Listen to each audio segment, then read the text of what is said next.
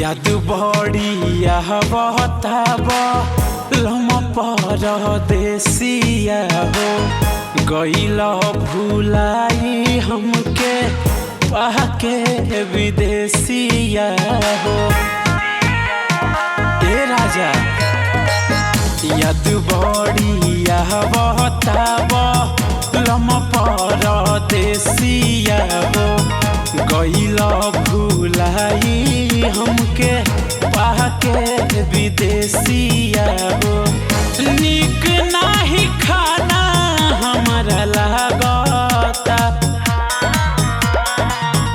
कहिया ले अहिबह एह बलमुआ गोतिन के बोली काट नियन लागता कहिया ले अहिबह एह सजनवा गोतिन के बोली काट नियन लागता।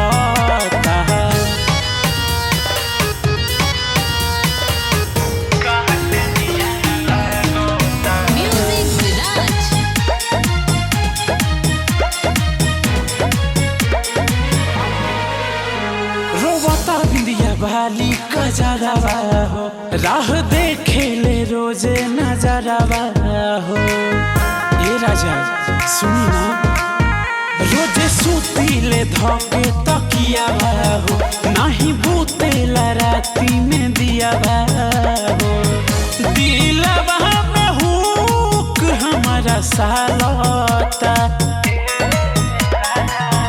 कहिया ले अहिबह एह बलमुआ गोतिन के बोली काट नियन लागता कहिया ले अहिबह एह सजनवा गोतिन के बोली काट नियन लागता।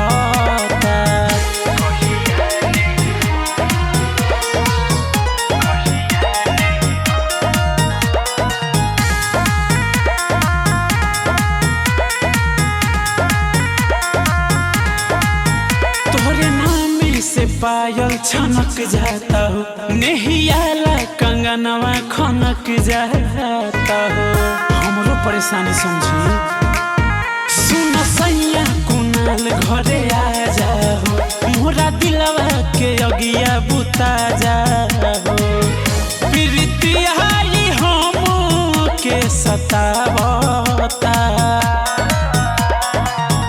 कहिया ले अहिबह एह बलमुआ गोतिन के बोली काट नियन लागता कहिया ले अहिबह एह सजनवा गोतिन के बोली काट नियन लागता कहिया ले अहिबह एह सजनवा गोतिन के बोली काट नियन लागता।